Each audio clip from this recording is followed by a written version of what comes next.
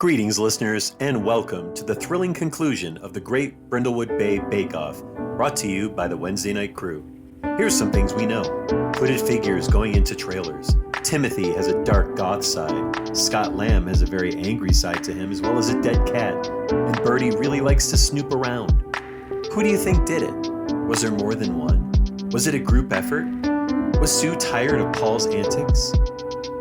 Will our mavens be able to solve this mystery? Let's listen to hear the exciting conclusion to this murder mystery. All right, so Wednesday Night Crew. We are back for part 3 of Brindlewood Bay, the Great Brindlewood Bay Bake Off is the session that we are in. We are trying to. The Mavens, I should say, are trying to solve the mystery of who killed Paul Riviera. And now, in addition to that, who killed the dog, right? That's another piece here. We need to understand who killed Scott Lamb's dog as well. Shit. We're going to have to put that in the warnings, trigger warnings at the beginning. Dog killing? I mark every episode explicit just to save myself trouble because of the one random listener that came in hot at me because we said shit and it wasn't marked explicit, and that was very early on in the first year of playing. To this person, yes, very much so. Come on, man! They said that on NYPD Blue in the 90s. I know, right? Right. We saw Sipowicz's butt in the 90s. Whether we wanted to or not. They forced his ass upon us. I appreciate it. I appreciate it that people mark things as explicit when there's actually adult language.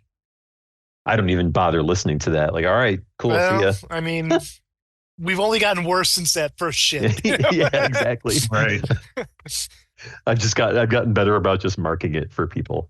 And to be honest, like the type of crap that some of the much more popular podcasts say on theirs is like ours is still G-rated by comparison, I would think. There's what is it? NADPod has some good stuff that's pretty like they get vulgar sometimes. Dragon pussy. Yeah, exactly. See? Exactly. So, and that's merely the scraping the surface. Well, they never. We are no couch, but whatever. We are no. Yeah, right.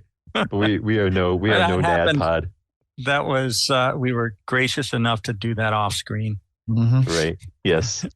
Yeah, absolutely. So, for the sake of the other players here, as well as for Birdie, since Birdie was not able to check her Discord prior to this, Dr. Wilson, would you like to give a little synopsis of kind of where we are?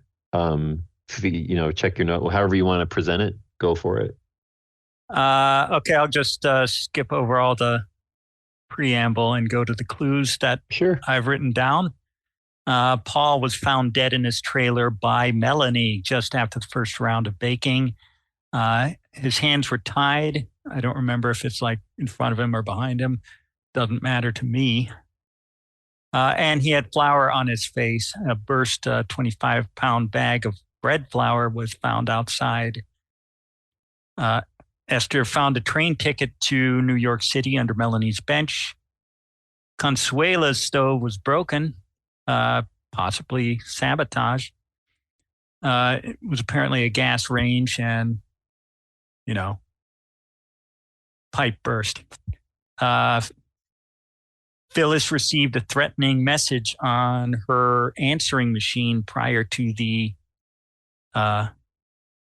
coming down to the bake-off, and somebody with a possibly Cockney accent, I call him Michael Caine, warned her off of selling her crafts.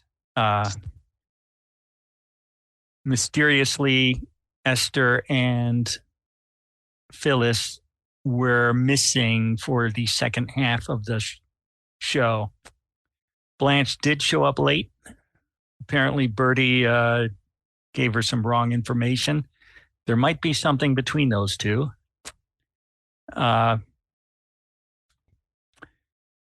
Timothy reveals himself as a goth in his trailer, somewhat different than his on-screen persona. The salient parts were all the sex toys in the wardrobe. Blanche was speaking to Buck to look at the video that he had been recording of just about everything in the area. And she noticed a dark-robed figure visiting the trailer of Paul before the show. I think we're running out to the end here. Donna, the wife of Paul, was told Dr. Wilson that, well, Paul had always been abusive. When he found out that she was having an affair, he went apeshit, and she fears for her life. That is, I think that sums up most, if not all, of what I heard in the recordings. Sounds good. Everybody feels caught up to speed, I assume now. Yeah. All right. So I think we should probably just. And Esther mysteriously left behind a tray of cookies. Okay. So I want to call out that if I recall correctly, out of the locations that you could be visiting or looking into, Sue's trailer and Jane's trailer were not, you have not gone to. You've only gone to Timothy's trailer and to the judge's tent, as well as to talk to a few of the other NPCs on set. So why don't we just jump right back in here to Scott having a freak out. And Scott, he's right in front of you, or sorry, Scott is right in front of you, Yvonne, and with his smashed cake, and he sets it, and the cake that's half smashed, and he sets it down in front of you and like slams it, and then points at you aggressively, and says, "What did you do to this cake? My dog is dead. It ate this cake and it's dead. What did you do? What's in this cake?" Mon ami, I did not do anything to your canine friend. It would be beyond any sort of understanding that I would do something like that. I merely had an accident and smashed your cake. That I will admit, but poison, never would Yvonne do something like that. How else do you explain what happened to my dog then? Because my dog ate your cake and now it's dead. It was a chocolate cake. Chocolate is very bad for dogs. Chocolate's not bad for Pomeranians. Pomeranians can eat chocolate. Is this so? I had no idea. Well, that is good to hear. We have ruled out one thing. Always, the most important thing in a mystery is to rule out that which cannot be. I mean, sometimes Puffball gets the poops a little bit, but she's fine. The poops? I am not aware of this American phrase. What is it? The poops? You've been in Brindlewood Bay this long and you don't know what the poops are? I do not know the poops. Again, It's Yvonne, honey, it's like I think the he top. means his bowels get loose. Oh, the poops. I understand. Yes. What a charming phrase. I shall use this more often. Oh, The God. poops. My dear husband Harold, he had very much the poops. New character development unlocked. Ding. Correct me if I'm wrong, but when Yvonne sabotaged your cake, No sabotage. It was an accident. Didn't she also taste the cake at that point? And if so, then why would you think it was the cake that was poisoned? Yes, my good friend Dr. Wilson speaks the truth. Your cake is very delicious. I licked my fingers myself. And nothing, as you can see, happened to me. In fact, I did not have the poops. either. We can have So Jane even if settle this. even if it was just a little poison, enough to possibly kill your poor Pomeranian, even that amount of poison would have given me the poops, and it did not. Maybe it just hasn't hit you yet because you're bigger. That little puffball was a little no, puffball. No. I am not a large woman. And if you wish, you may follow me around to see if I get the poops. And I will not. You're big enough. You're big enough to me, as far as I can tell. Perhaps we can get Jane to settle this for us. It is her job, after all, to eat this cake and judge it accordingly. So yeah, because the judging of the cakes hasn't happened yet, right? Like we still have to do that part. And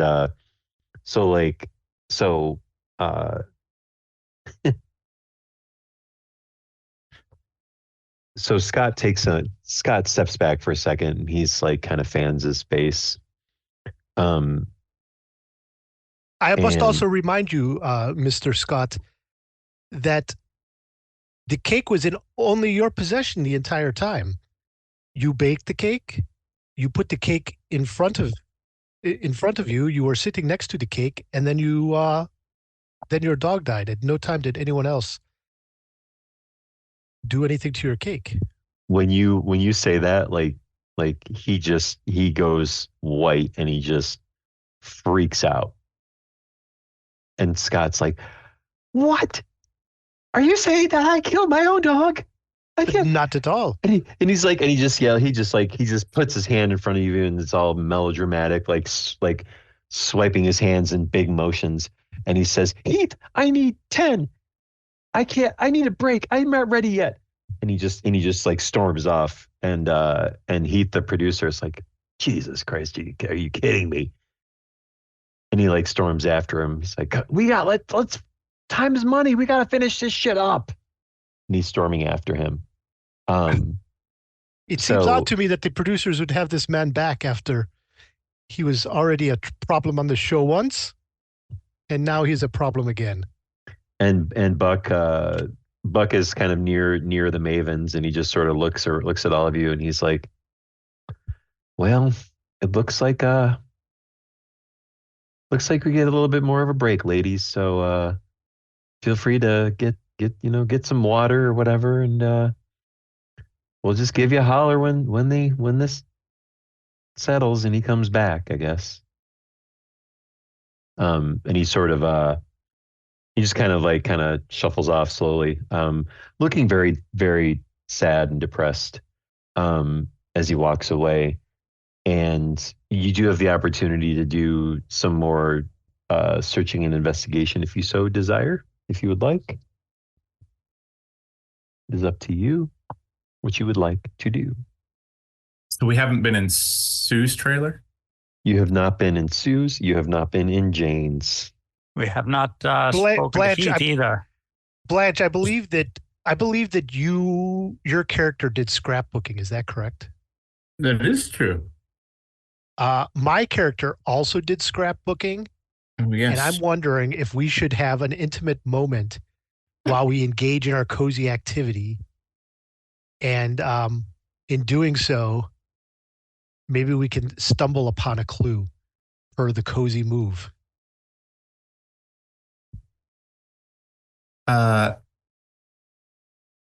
Yvonne, since we have a moment, we got some really good pictures from last year's Brindlewood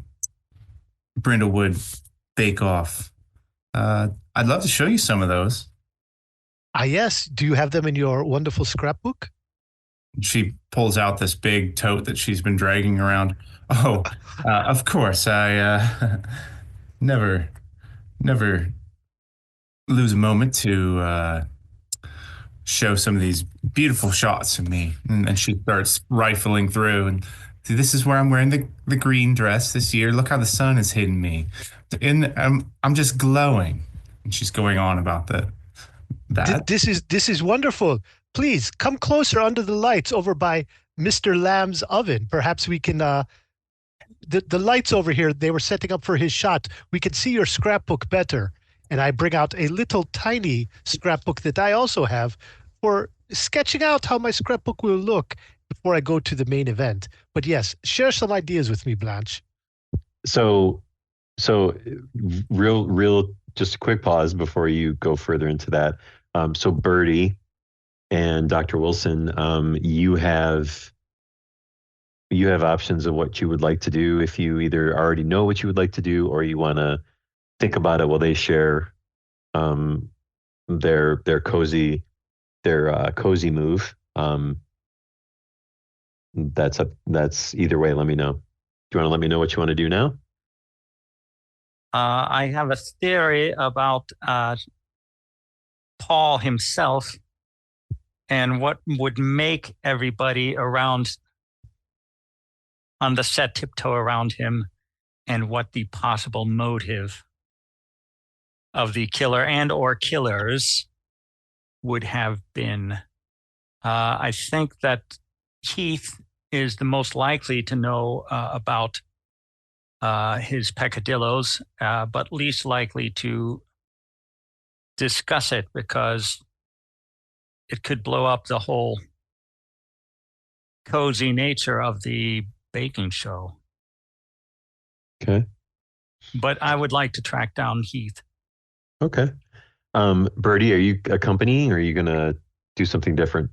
Oh, Birdie, like the thrill of going somewhere where she's not supposed to be going is just too much. Birdie would like to go to the other one of the other two trailers. Okay. Or both of them if time permits. Okay. So I would imagine Birdie's goal would be to try to see if she could cover both. I would imagine, right? If possible. Yeah, absolutely. Because that's ultimately the longer goal here. Yeah, since nobody else is doing the trailers, yes, Birdie's taking it upon herself to do that. So then we will come back to you and Dr. Wilson in a moment. This way we allowed a little bit of prep time here for Blanche and Yvonne to continue their cozy activity. So so where we left off, Yvonne had said, "Oh, tell me your ideas," and so we'll start from there. Well, yeah. See, now each page is all about the composition. You see, you always want to direct the attention, to the most interesting thing, and you'll see every one of these pages directs it right back to me. You see, here we are in Aruba. Here I am in Spain. I think this was second or third husband. I can't remember his name at the moment. Here I am, and she's just going on flipping through these pages, just any moment she can to see her show off her glorious past. She's going to suck you in.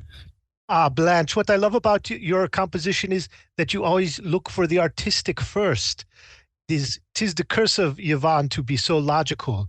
So by the facts that I lay mine out in a grid in a very precise way and tell a story, whereas my story is very linear. Your story moves all over the place and shines a light on your beautiful face. I so much appreciate your scrapbooking skills. Much different from mine. Oh. Yeah. And here you can see last year's event. It looks like it was held by the same production crew, but it doesn't seem like all the same characters were the same last year. Well, no, of course, some of our contestants were different, yes. But look here, the background of this picture, I still see the hosts were the same, yes. I see that. Most of the staff. Most of the staff. Keith, of course, our producer, there he is. What is he doing in the background of that picture? Well, he's talking to someone. They're a little shaded. Yes, he is talking to someone. Let me bring out my I have those special opera glasses on a stick. Like that is one of my things, and I'm looking very closely at the picture, almost using them as a magnifying glass. I think it would have been sweet if you had like the rectangle, the magnifying glass. It's like the rectangle with the angle stick that like older people use to like read their books and stuff. Yeah. But opera glasses is more appropriate.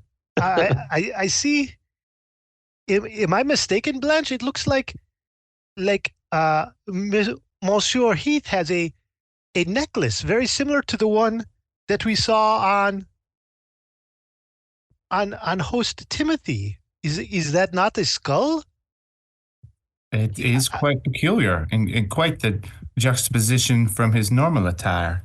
I have not seen the skull to this year at all. Perhaps he has it underneath his shirt or his sweater, the turtleneck that he is wearing. But it is indeed the same skull that our friend Timothy has on. I saw it not but 15 minutes ago. Well, that's quite peculiar, especially to wear such an odd item. I did not get the sense that Heath and Timothy were of similar minds. But perhaps, who knows? Is interesting. We should follow up on this. Let's have a look. See if we can coerce Mr. Heath to, show his chest, so to speak. If anyone could do it, I am sure it is you. So we have established then a potential clue is that last season in photos that you had captured. So you must have come as an audience member watching the show. That you have a photo captured where you see Heath, the producer, in the background with a skull necklace. She does not appear to have this time around. So we'll establish that as a clue. Yeah, I don't know if this is a good clue for our mystery or if I've made things. No, it's fine. And Blanche and I have made things worse. I know, Dr. Wilson, you have some ideas, but perhaps we need to share this with the other mavens, as it were. Yeah, I think it's I think the whole point is to make it up and figure out how some of it or all of it connects.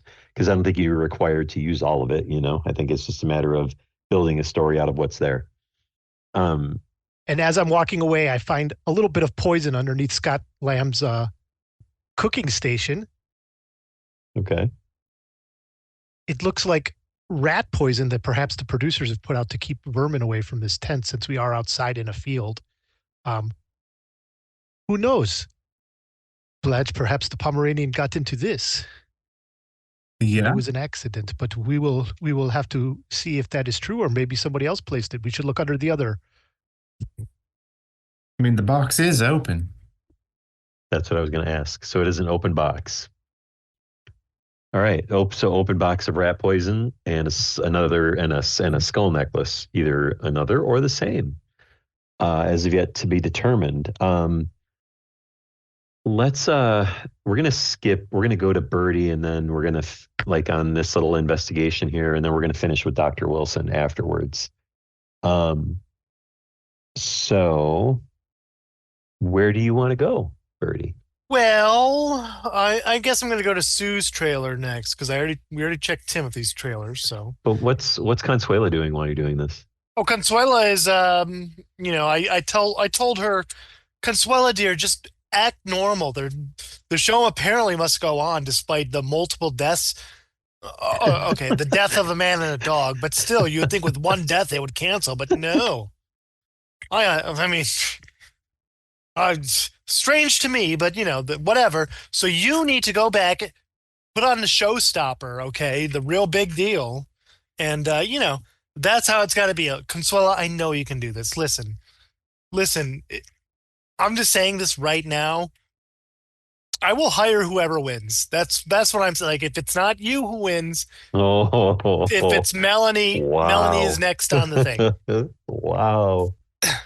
How harsh. Well, what is Consuela's response to that? What did she say? Consuela, I'm just afraid that with the incoming administration, you might not be my employee for much longer. I'm not saying I would turn you in, but I'm saying it might not, I will look out for you, Consuela. You know I love you. Yes, Miss O'Malley. Yes, I understand. I feel like sometimes would she maybe say, like, what if it was like Senorita Birdie?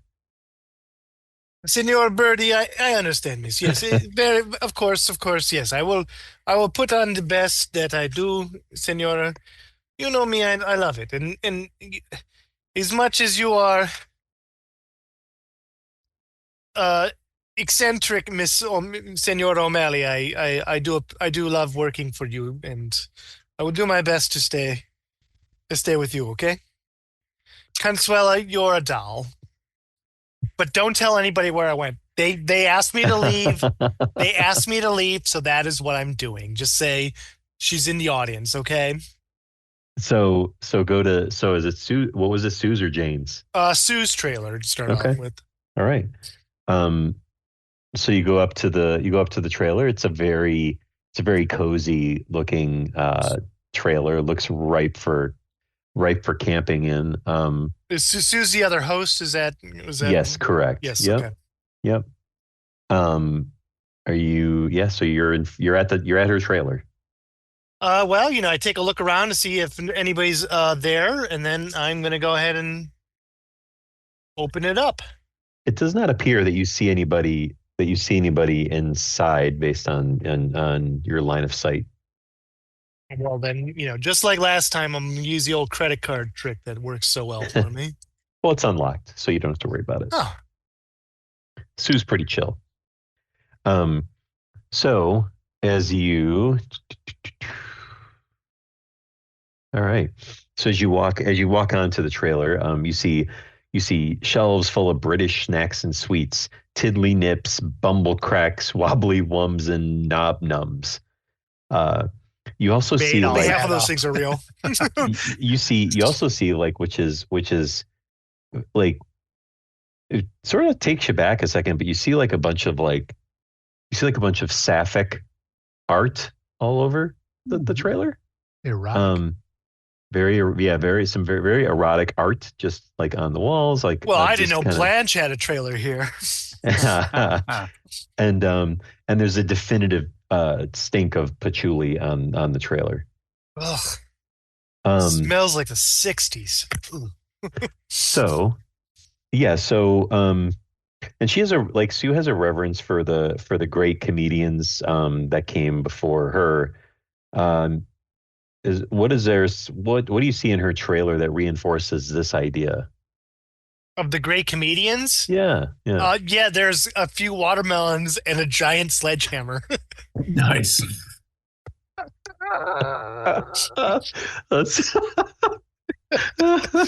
That's great. I wish you'd say like a giant couch, but the trailer's not big enough for that. All right, so that's awesome. So you see like there's a side table, and you see that there's I'm assuming you're rifling through doing a quick check, right? So you see a open letter, like an envelope that's opened, addressed to Paul Riviera that's on the table. Ooh, intriguing. I will definitely take a look at that letter. Okay. It's an invite. It's an invite from Buckingham Palace. The letter addresses the cast of the Bake Off. And in it references everyone but Sue. Whoa. And until you get to the end of the letter, and then it says, thank you for telling us about Sue's illicit activities. We cannot have that in the palace. She will not be invited. Best regards. Well, that is definitely a clue, and I definitely put that within, put it in my bag, and yep. This is something that is very important indeed. So if you hurry, you can get to the other trailer in time. I do. I take a moment and I look at the sledgehammers. I don't have time to smash a watermelon. So yes, I will quickly head to Jane's trailer and not do anything more here at Sue's. And so you notice, when you kind of like creep an eye at the corner of the window into Jane's trailer, you see Jane is inside. Oh, well, in that case, I would love to just kind of like look around, see if there's an open window. If not, just kind of press my ear against the door to see if there's a way that I can listen in. Okay. You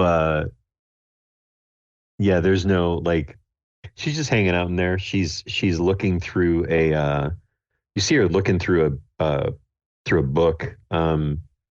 And you can see like on the spine of it because it's like there's no it's a book, but it looks like an editor's copy, so there's no real cover, like no not like a public like a fancy cover or anything. And it just says Best of the Bake Off on the outside. Um and she's looking through that.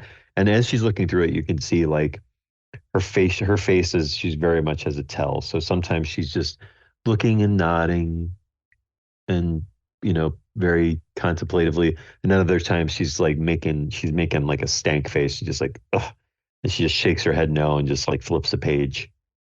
um and you see her doing this for a minute or two. um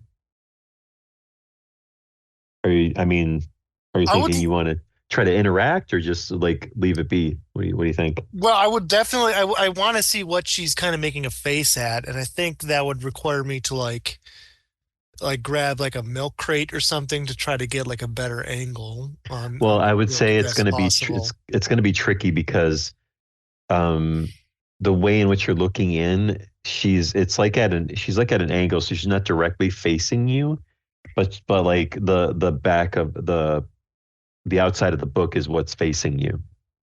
So there's really no way to like because there's no window on the other side to look through. Um, in that case, I want to like wait for her to make a face and then quickly bang on the, like do like a knock on the door Okay. or Yeah. somehow do that to try to get her to be distracted but leave the page open somehow. Okay. So yeah, she makes a stank face. Bang, bang, bang.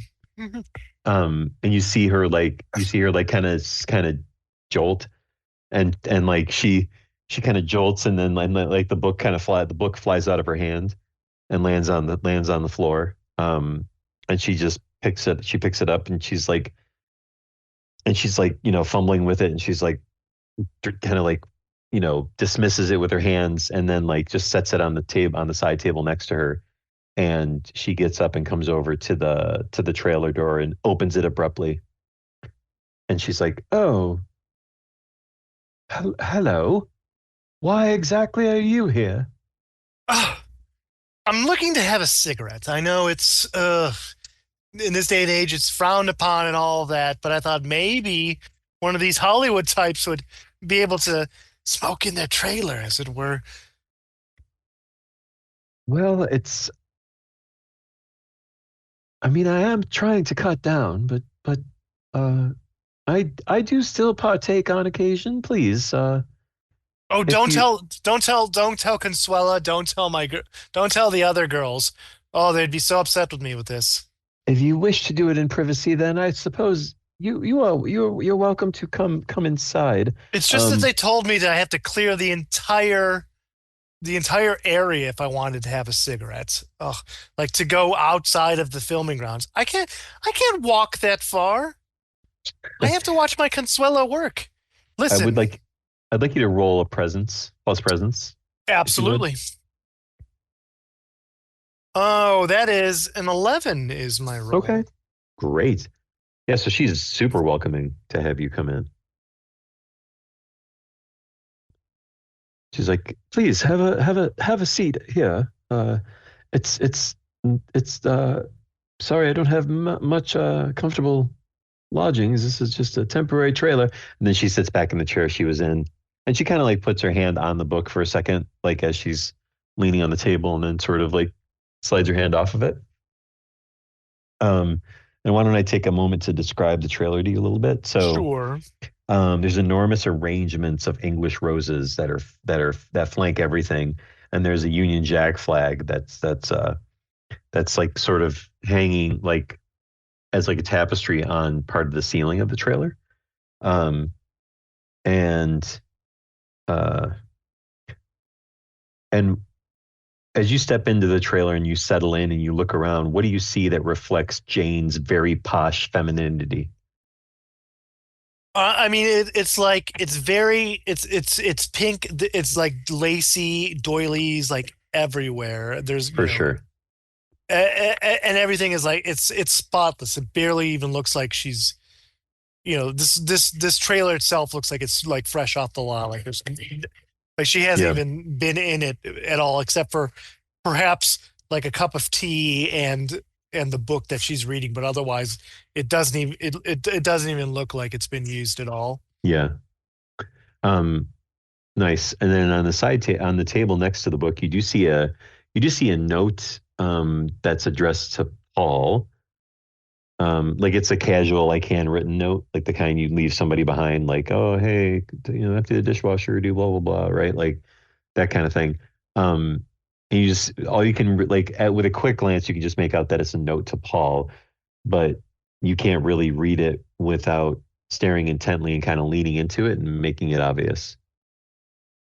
All right, so what I'm going to do, like I pull out a cigarette, I offer her one, and then I'll be like, "Where is that light?" I know I try, I'm trying to quit as well, like you said, cut back, but with this awful murder in here, I mean, oh my, the stress, and like I said, don't tell my doctor, don't tell the Mavens, whatever, and but where is my light? And she'll just start pulling stuff out of her bag, like bills and her wall, and she's gonna lay it like right on the table, like right onto the thing, Nice. and then oh, here it is, lights my cigarette, lights, and then grab all the stuff, letter included, and shove it back into the bag after the cigarettes are. Roll plus composure.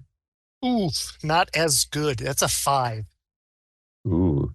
Wait a Yeah, minute. I'm gonna use that bonus die that I've never used yet. Oh yeah. Okay. Oh, and that makes it one better at 6. Okay, so yeah, so you're unable to grab the note as you put stuff back in. And actually as you do, the note, as you grab your stuff, the note like slides off the table and and slowly flutters back and forth to fall upon the floor on in between your feet and her feet. Well, and that Written side down too. I'm such a klutz. I'm so sorry. I seem to have dropped, and she'll like grab it, look at it. I seem to have dropped your note here, and like quickly try my best to glean anything on in like a split second as I look at it. Roll 2d6 and tell me what the number is, and that's how many words I will tell you. 11, baby. Oh shit. Okay. All right. So the first word you catch is Paul. So that's 1. Okay. Contract. Okay. Renewal. Okay. Hardball. Okay. Negotiation. Okay. Livelihood. Okay. And then you see lose this job. Okay. Rethink. Okay. And cookbook. I appreciate that the keeper didn't just say I, the, right. me, the. I wanted to, but I didn't. Or like, I'm so sorry. And as I put the note onto her table, I just I'm gonna take a glance at the book that she was looking at as well. Yeah, and the book. Well, it's not closed on top, but it's positioned on top of the table, open but down, so you can only see the outside. And like I said, it's like a very generic cover that just says "Best of the Bake Off" on it. But you do notice though additional printing on there that says Leaf and Riviera underneath it. Leaf and Riviera. Yes. Oh my goodness. What And are she's you reading, my dear? My and, my my well, my girls and me, we love ourselves some mystery books, if you believe it. I mean, I know that the young people, they do the what's it called? The true crime podcast. I don't even think that's anything, but we love the Gold Crown Mysteries. Have you ever read by the Amanda Delacorte series? Wonderful. I mean, I've read one, two. They're okay. A tad trite, a little derivative. Kind of almost remind me of a female of Sherlock Holmes mixed with that what that that sad attempt at that Lara Croft, I think. I Tomb don't know what Raider, that is. some kind of recent set of movies of a female Indiana Jones. I Oh, now that I Harrison don't right Ford, I don't he rightly is a understand it. dream, isn't he? I mean, indeed, but this is not that. So what is this? And I just kind of grab it as if like in like that rich white woman of you can't stop me. I just do what I do. And she goes to grab it. And she's just like, it's like, well, you're looking at an as of yet to be printed cookbook Oh, a cookbook. that What what's what I was really hoping that Paul was going to sign off on the author's copy, and then we could get this thing published. But obviously now it's going to have to be posthumous, which means he's going to get more credit than I am, of course. But that's always been the case on this show. Oh, indeed. And she says that as she takes a big drag off the smoke. I understand. I mean, listen, I know the ladies love Paul and he's very boisterous, but clearly you are the heart and soul of the show, Jane. I mean, I do greatly appreciate He's that all he's all pomp perspective. and circumstance, whereas you give the true judging and you give the true like feeling. Like when it's they say it's hard to impress him, but I just think he's an old crank. Whereas you, God rest his soul, of course. Whereas you, Do I think are to set, I guess to please you would be more impressive feat, in my opinion. do you know that my career has spanned nearly 60 years? I have so many cookbooks. It's beyond compare. And yet I have had to take more time with this rat bastard Riviera for him to get his shit together in order to publish this cookbook. And Oh, still, it's the and patriarchy, still, dear. still, it's not done. Hell, I should show you the page I ripped out. The recipe was a joke. Show it to me. I know about mid white men. Okay, I married one, and that is why I'm successful. But I know. What in the bloody hell is a blondie? That's usually what they keep on the side, dear. It's a light colored brownie. What kind of bullshit is that? That was funny. And she hands you the crumpled up paper out of the trash. And it's a recipe for a blondie. Ugh. And it says Paul's famous blondie, and and in parentheses, and not the one he keeps on the side. I just you have a dessert with chocolate and you take away the chocolate. I don't understand it, dear. Exactly. It's simply a waste of time. Simply, indeed, a waste of time. Well, thank you so much for the cigarette, dear. I appreciate your candidness, and I know that this is, terrible for you. That we have to go through it. You have to keep going during this chaos, never knowing what's going to happen. But that is why women should rule the world. We are the true troopers. we are the ones who will move along and keep it going and keep our head up. And that's the best you can do, Jane. And if not for us, then for the next generation. My dear Birdie, you said your name is? Yes. Birdie, that's right. You speak volumes. I appreciate the time to get to sit with you. It's been quite pleasurable. If you excuse me, though, I do need to get myself together before we yes, get of back course. up into I'm the sorry. judging, because now it's just me, I guess. Yeah, So, of course, and put a little perfume on this stuff. I know the girls will get on me about this. Unless I have a rather novel idea. Oh, please tell. What if, just for what they say, as they say, funsies, maybe you could judge this last round with me. Oh no, dear. My Consuela is one of the contestants. I should have led with that. Clearly, I'd have a bias. So how about this? What if you just sit in as a taster, but only I judge? How about that? Well, I mean, Maybe get some FaceTime on camera. I mean, why else would you have come when your house servant has done such a great job on her own? I mean, right? Well, I definitely can do it. I've had my traveling the world with my husband, the ambassador to Ireland before his untimely passing. Is that we've tried many dessert, many fancy things. I think I can help you out. Maybe obviously, final choice would be yours. But So I would definitely. She cuts you off. She just interrupts you.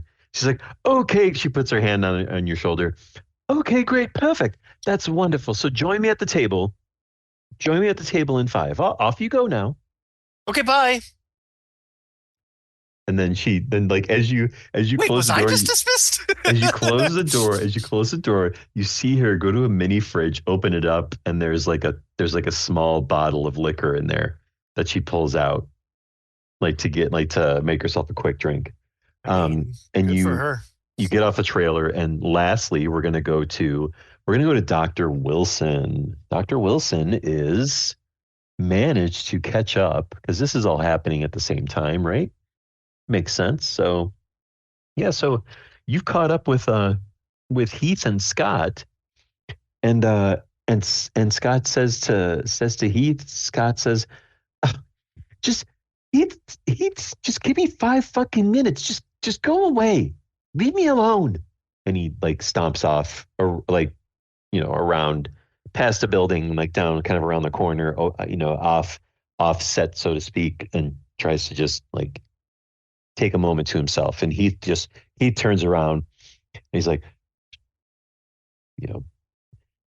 blows, flexes his lower lip out and blows air up into his face and makes his mustache move around. And he's just like, yeah. Ugh. These fucking bakers are so melodramatic. This shit's getting old. You put a lot of effort into keeping this show going, haven't you?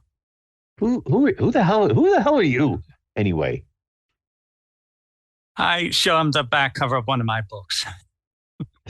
Why?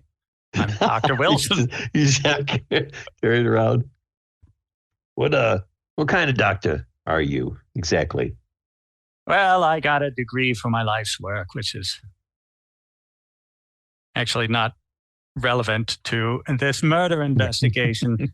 This is likely the last show that you'll of the Bake Off.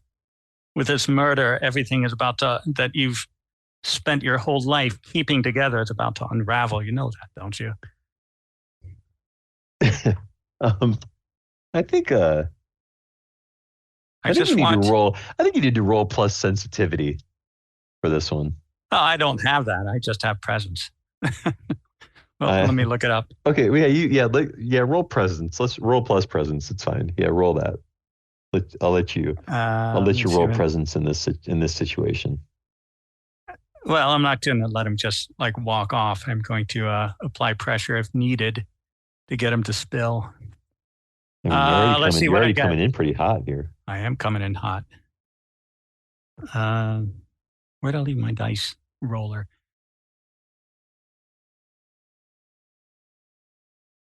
That was with presence. Where's my character sheet now?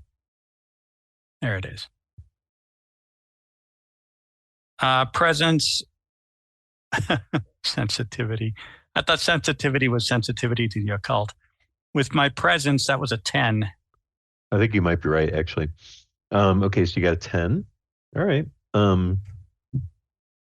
So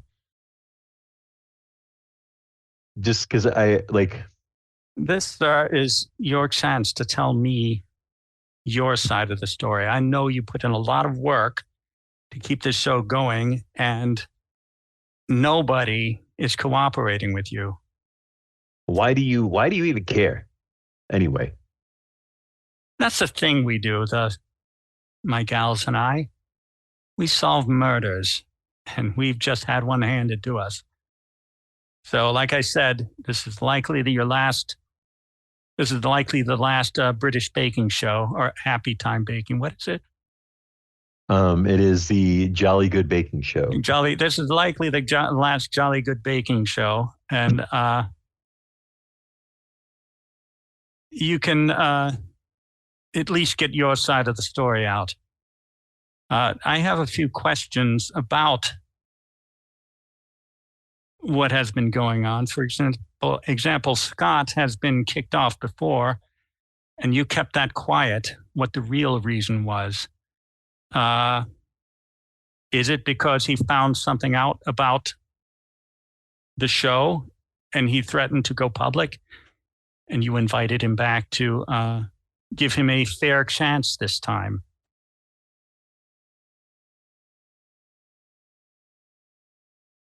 That was for question one. So he's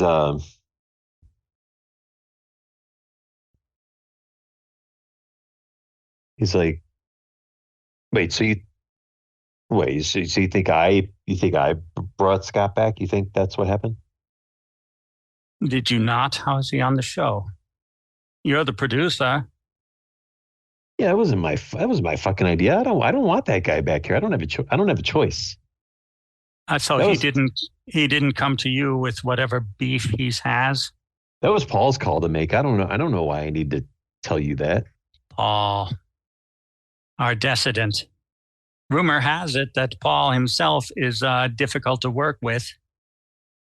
Rumor has it that he has affairs regularly that have to be kept quiet.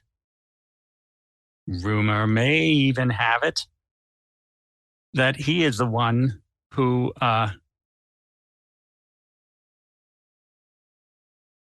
influences the outcomes based on what extracurriculars the contestants can give. I mean, you seem to come across like you're, thorough private eye or whatever you're doing over here. But I just read TMZ. It doesn't mean it's real. But Bucky Boy is he's the real eye candy. That you can thank Donna for that guy. I mean, he's got some skills. He's a decent cameraman. Don't get me wrong, but like, come on, look at him. Okay. Out of game. Paul is the dead judge. Buck is the cameraman. Correct.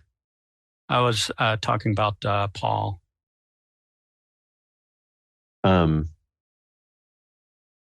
Wait, sorry, hold on.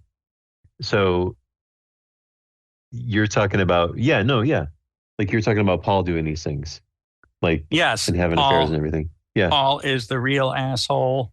Yeah. He has a lot of affairs that somehow get into the tabloids, but they're all just speculation of some sort.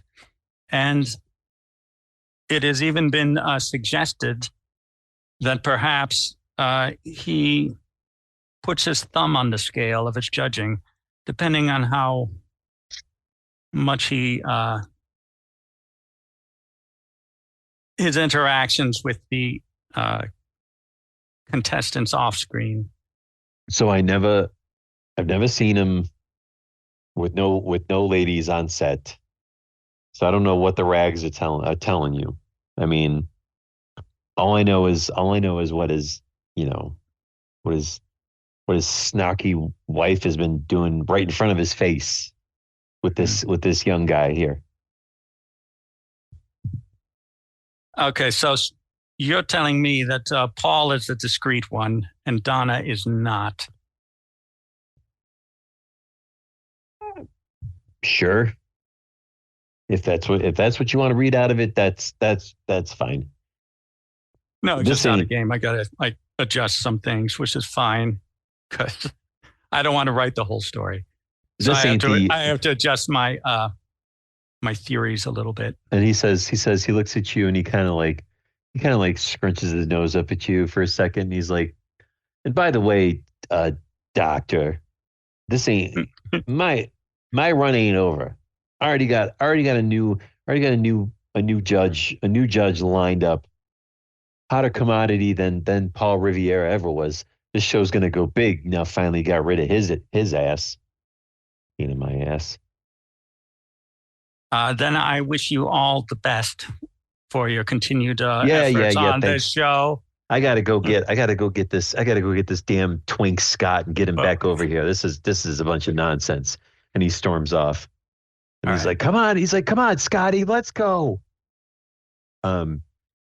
So maybe give a moment for the mavens to all kind of get back together here briefly, if you want, as you all approach the set. But one thing that you guys notice, I will say this.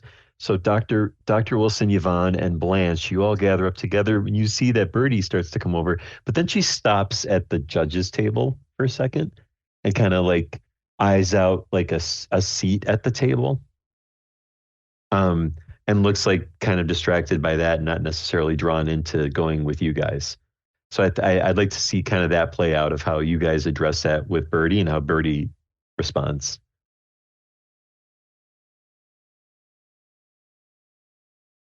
I just give her a raised eyebrow, and because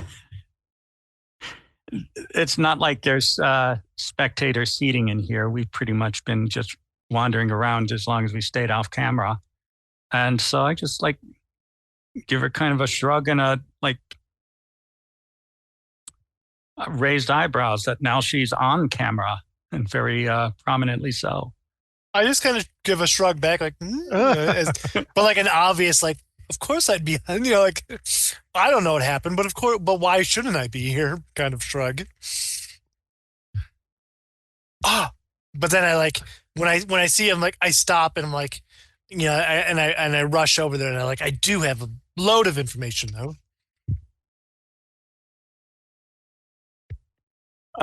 How long until the cameras roll that you have to be back?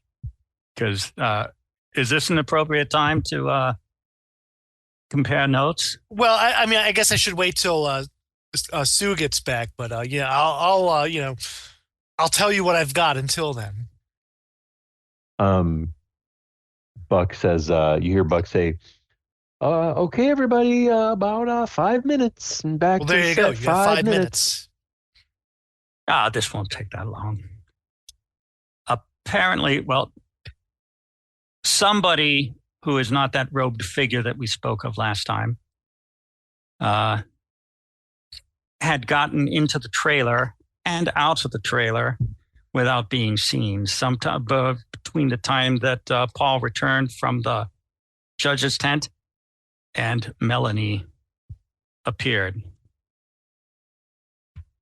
I spoke with...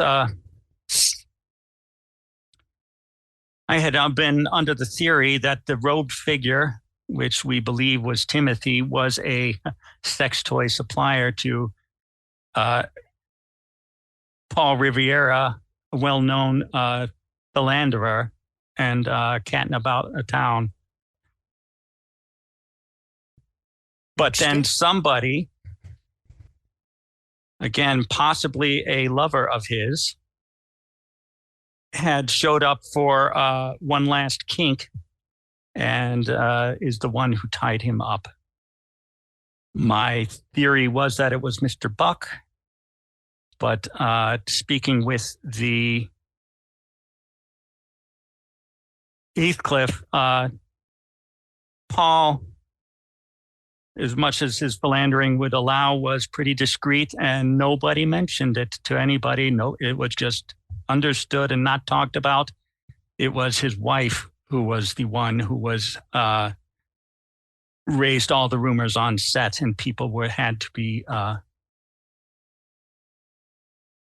discreet about.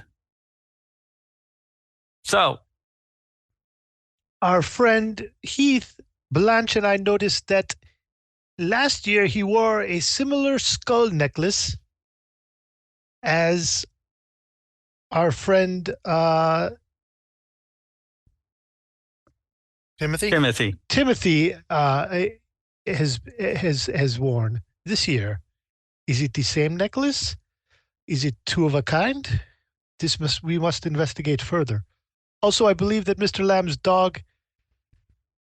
death was the result of an accidental ingestion of the poison, which gave it the pooped so bad that it died.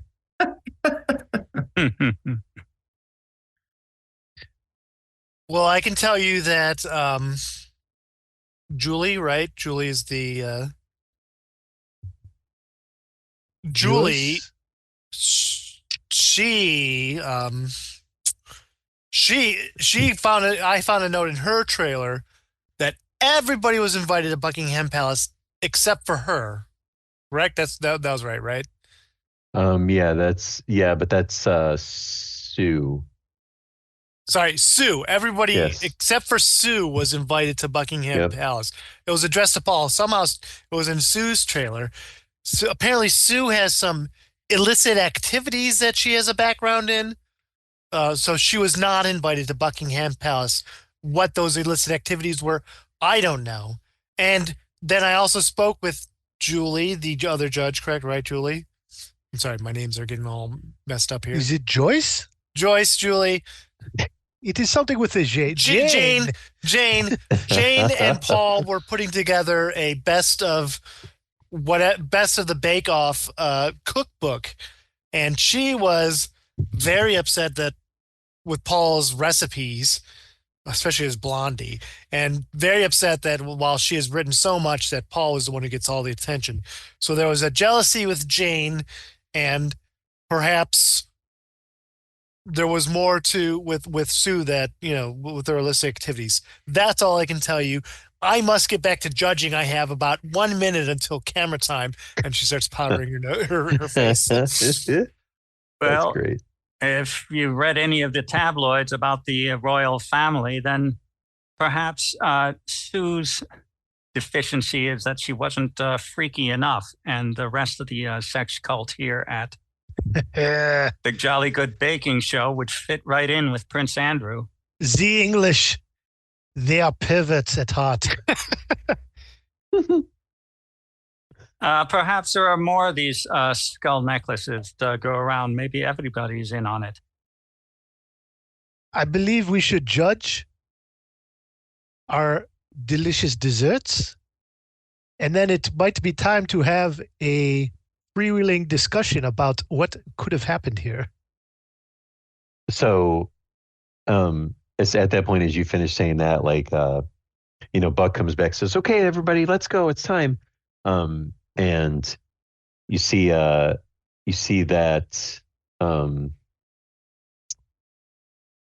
Jane points at you, Bertie, and then snaps her fingers and motions you over. Yes, I quickly join her at the judge's table. Says, please, dear, sit to my left. Of course. I'll let you do most of the speaking. I won't step on your lines. Oh, let me, will you? Now, come on now. This is an opportunity for you. Please, do treat it as such. Well, I don't want to ruffle your feathers, Jane, but I understand. I want you to say I do appreciate this. I know that, I just appreciate it. I just wanted you to know that. Please, dear. It's really my feathers truly are unruffleable, if you will, except for that rat fucking bastard Paul. But he's no longer a problem. But anyway, let's go chop chop. And then like she says it really quick, right? Yeah, I'm just like, and I just kind of like it, like jaw drops for a second, like and then Heath comes up and he's like, okay, let's get this done. Yeah, action, let's get going. And then you see Sue pop back up from kind of out of nowhere, and she's like clearing her throat a little bit. And I would say that probably if anybody would notice, it would be Dr. Wilson, that Sue looks like she might have smoked a little bit of Jane Leaf, if you will, at one point on her going to her trailer and coming back, as she's just sort of standing there and like kind of like clenching her hands very nervously. If only Esther were here to confirm my suspicions about Sue. It's like, okay, well, let's go to it, everybody. Okay, so our first cake for we're back to the judging, and our first cake we have is, it would appear it's Yvonne. And what wonderful cake did you have to share with us? Please describe it to us.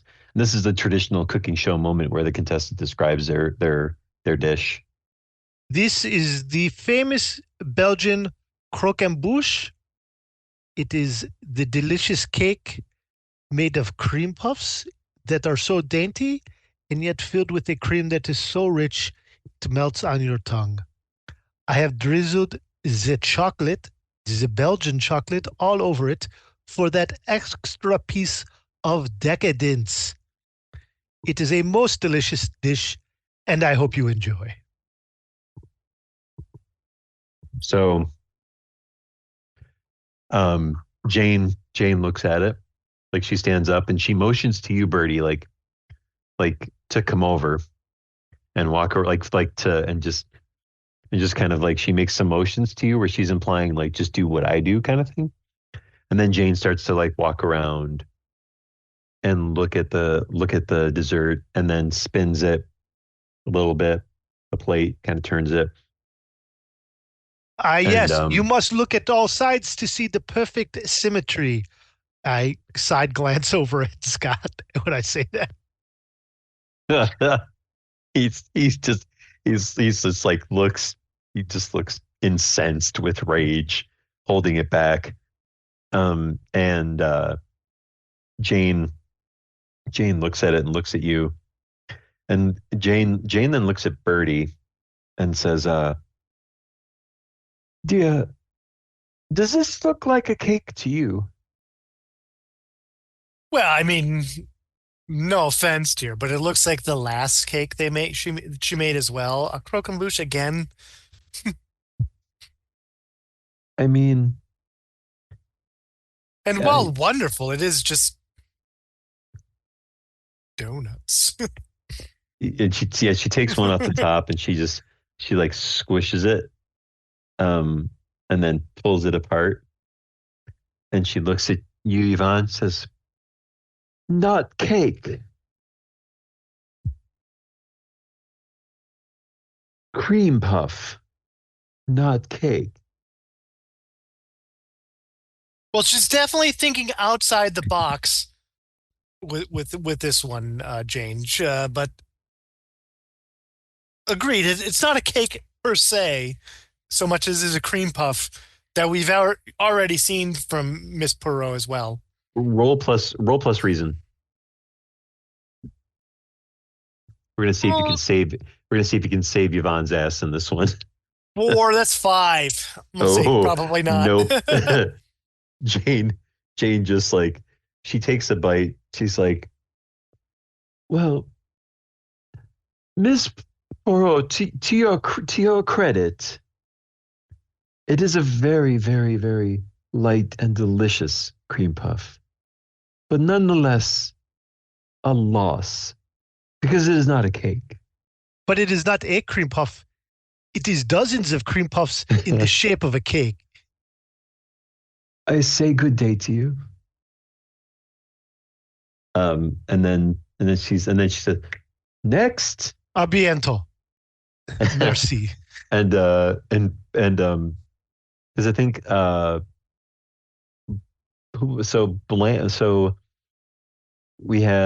Dr. Wilson did a cake, right? And Blanche did a cake, and then so did Consuelo. Is that correct?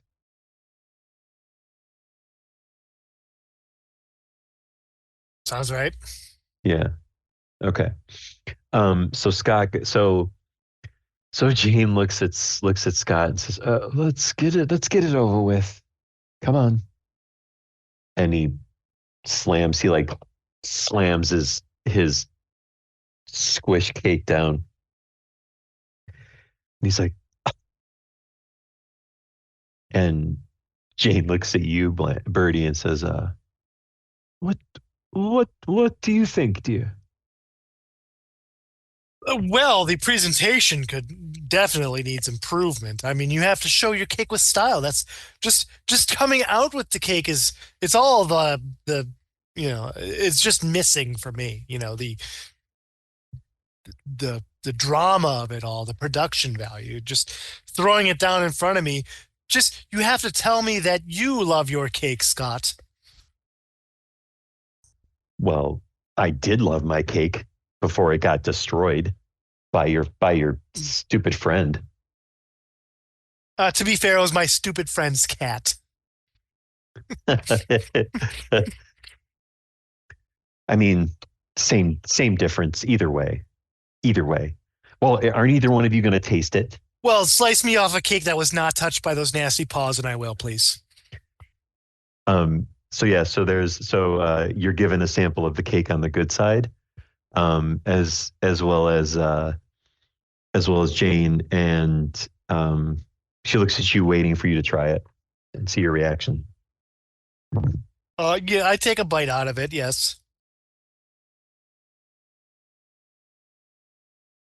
And yeah, I mean, it's fine cake. Is that all you say? Like, what are the flavors again? Does he have a? Tell me more. Tell me the flavors, Scott. Tell me what I'm supposed to be tasting here.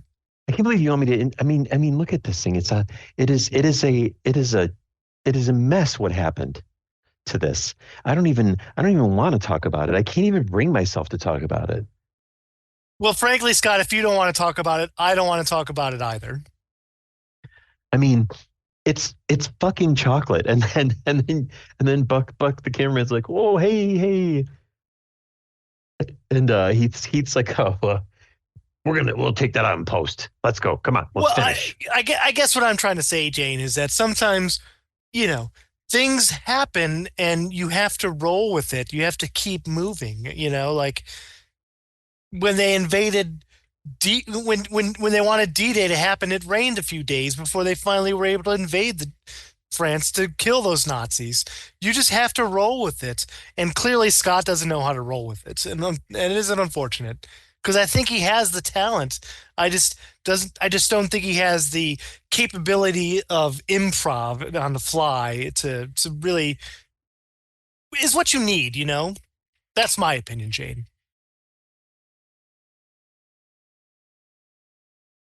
He lets his emotions get to him, I guess, is also what I'm saying. It's quite valid, honestly. I mean, but I tried it and thought it was divine. I would say,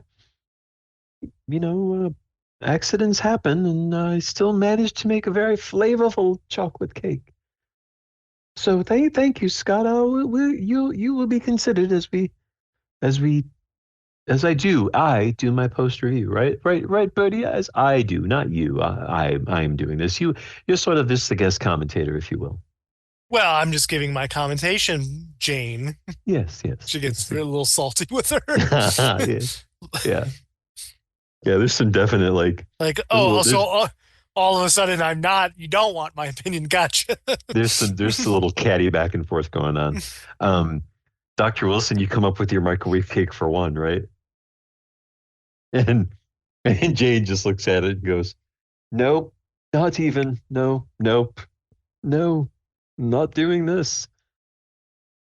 Birdie, You want to give this a shot, for your friend here? You may eat it in game, but the joke was that this is a cake that I, as an actual person, made. I put it in chat. as I keep telling my friend Dr. Wilson here, get out more, I suppose. Entertain more, your friends and family. Like, I understand.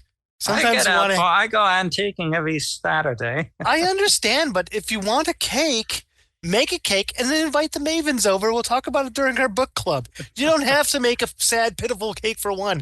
Make a cake for a dozen, and we'll all share. It'll be fine. All right. Microwave cake for a dozen at the next Maven. Do you even own a stove? Jane just says, "Thanks, Doctor. Good day to you. Next, who do we have?" And then Melanie comes out all proud with her. I believe it was a lemon chiffon was what she had, right? Right. I think we said. And she comes out with it, and Jane's like, "Oh, this is simply gorgeous. Birdie, look at this. Look at the detail. It is quite beautiful. I have to agree with you there, Jane. I can't wait to taste." And then the sample's put in front of both of you, and Jane takes a bite, and she's like, "Oh." She spits it out. So, "Oh, that tastes terrible. There's something wrong with this cake. It tastes it tastes like sour milk." Birdie, yeah, I would. Birdie, I wouldn't try it.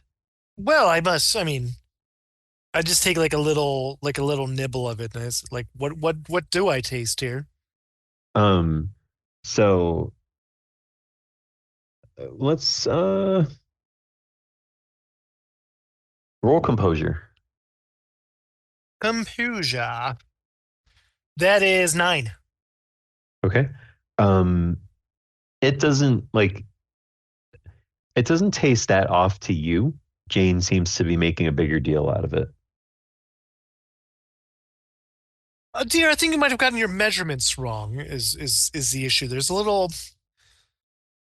It's not bad, but I do taste perhaps too much baking soda or powder or something. I'm no expert, but there's something off.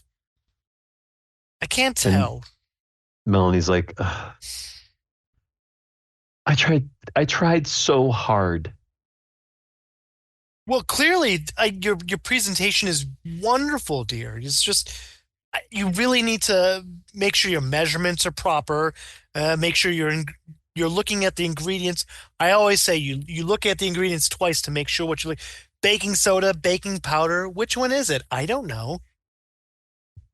Measure once, cut twice. Sure, absolutely. And she just kind of like puts her head down and walks away. And then last but certainly not least, we have Blanche's cake. What is Blanche's cake?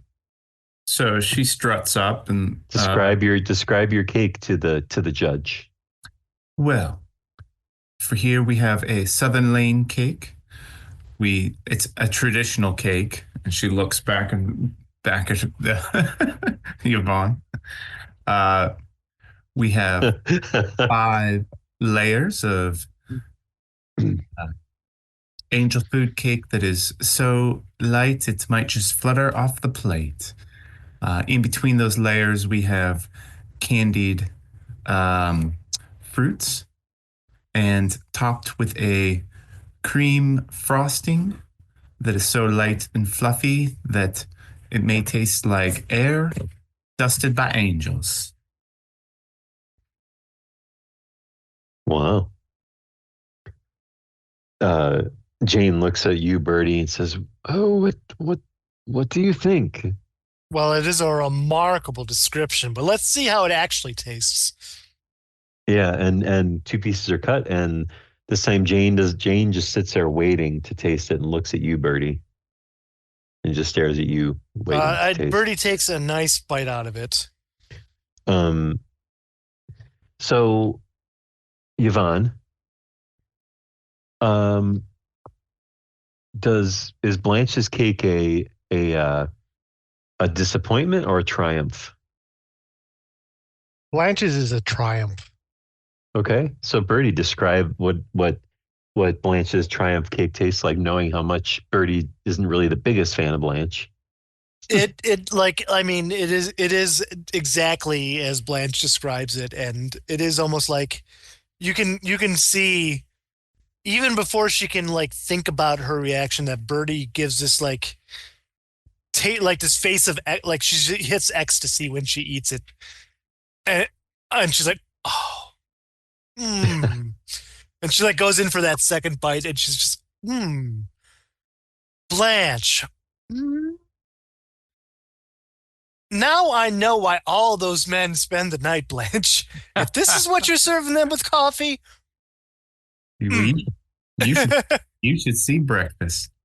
this, frankly, Blanche, I would stay for breakfast with after this. This is, my goodness, this is probably the best cake I've ever had, ever. The frosting is just, as you said, it is like light. I feel like I am floating, and this cake has just the right amount of moisture within it, not leaving, not, I just, and just keeps eating more.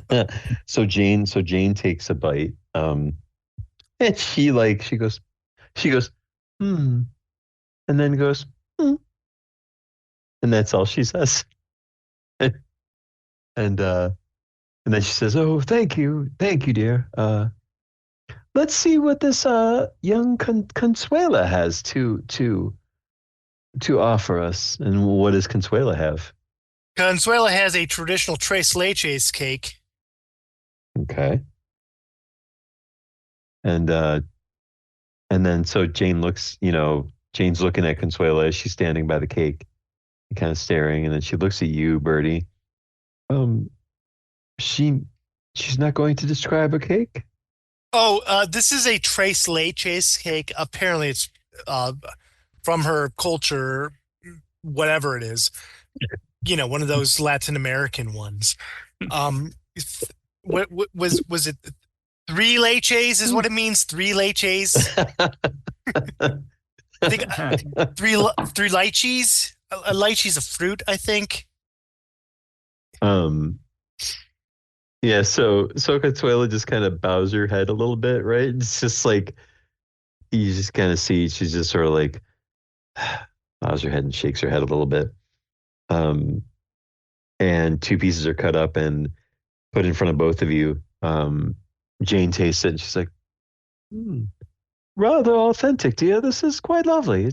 It's a nice cake. Well done. Well, I mean, I told Consuela that they're British, okay? They don't need this strange, these exotic flavors. I told her to keep it basic. She went with her tres leches. It's fine. It's a good cake. I love this. She knows I loved it, but I remember the first time she made it. I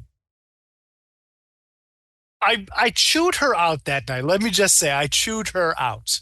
All right. When she first made that. Granted, I'm not sure she made it for us, but I saw a cake and I had to have a piece. Anyways, I've grown accustomed to it over the years. We'll just say that. Well, all right. I would have made something different, I guess, is what I'm saying. Okay. So she sort of walks off and just sort of shakes her head, and then Jane goes, "Well, those were wonderful cakes. I think it's time to for me to review and determine who the winner is of this year's Bake Off." And she was like, "Oh, so how exciting! How exciting! I can't wait to hug the winner." Okay, well, we're gonna take a quick break and we're gonna come back and announce the winner. And then Buck stops filming and says, All right, gang, we get a quick 5 to 10 max, and then we'll finish up this bad boy, huh? Great, thanks for sticking it out, guys. I know it's been a really hard day, so I do appreciate all the efforts that you guys are making to stick it out. Ladies, I think we should come together and perhaps solve this mystery before the crown is placed upon somebody's head as the winner of the bake-off. Well, everyone, a winner has to be chosen and a murderer as well. So let's get to it. And perhaps they are one and the same. Well, if that's the case, my vote is for Blanche. I'm just saying. I'm just going to tell you right off the bat. Her cake was divine. I do not believe it with her. She comes in. She actually has a slice still.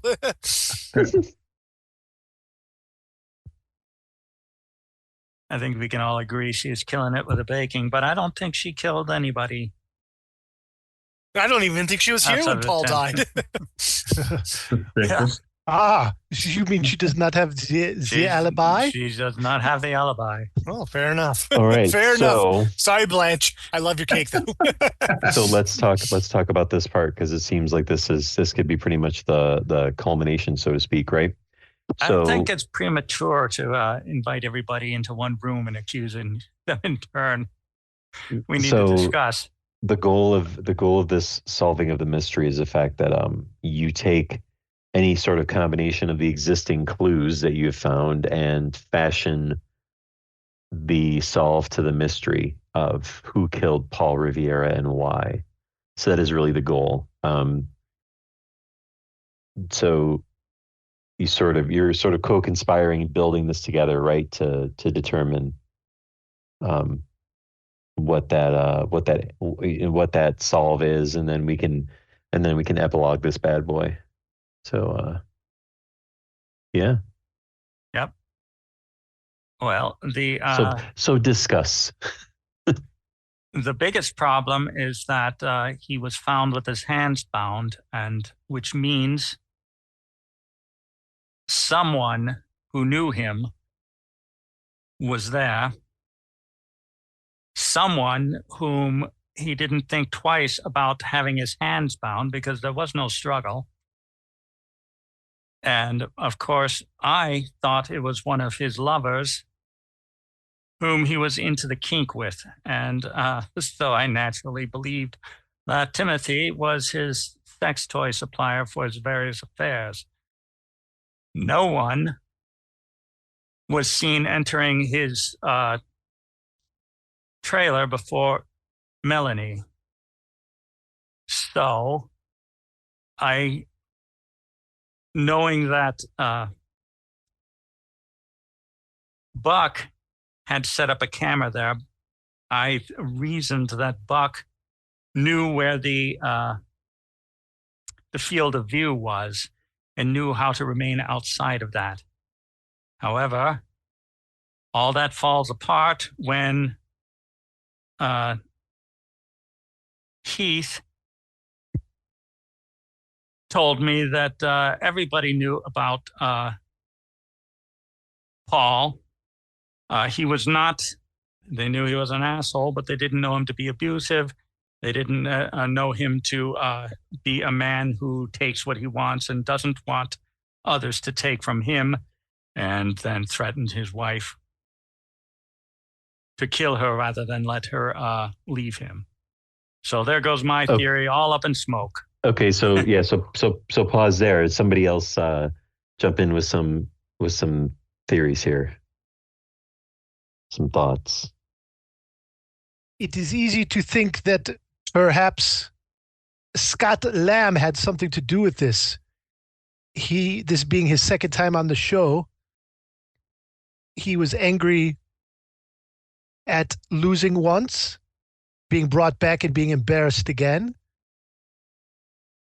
It is perhaps a possibility that he was involved, and yet it falls apart also because Mr. Lamb, I think, had petty reasons for being upset, not enough to drive him to murder. So he did the little acts of sabotage, the destruction of Consuela's gas stove so that she would not win as he feared her cake. The distraction of the catnip to get the cat to ruin my cake, and even perhaps killing his own dog for the sympathy vote, since somehow his own cake was ruined. It is unclear still how that happened. And so therefore, I think it is clear that Scott Lamb is not the murderer. However, I do think we should look more closely at folks who were involved in the production of the entire show as a whole. Monsieurs Heath, Monsieurs Buck, and Timothy. The odd connection in the skeleton necklaces that both Heath and Timothy had should be further looked into. Perhaps Birdie or Blanche has some way of connecting these, as my accent is starting to fade. Well, I can tell you that it's been 60 years. I don't know how you keep the accent. I can tell you. I don't know how. Timothy is clearly not who he appears to be from what I saw in his trailer. Jane seemed to have an intense jealousy of Paul, intense enough that I think could have led to murder if she was constantly overlooked and his maybe angry at his stupid blondie recipe. But at the same time, and she did hate the man, but at the same time, we talk about Heath. He seems to have somebody already lined up for the job. From what I can tell, there was some issues with his renewal contract. Unfortunately, I don't have enough information. Was he playing hardball? I don't know if Paul received, maybe that's something to think about. Did Paul receive a lucrative option to keep going, or was he going to be written off the show anyways? And if he was being written off the show, if there was somebody already waiting in the wings to replace him, why would she resort to the murder to get rid of him if he was already on his way out? And that's where that falls apart. And there's also, she has something in her closet as well, some illicit activities which might be connected to these sex crimes. Perhaps they're all involved with the for ridding Paul of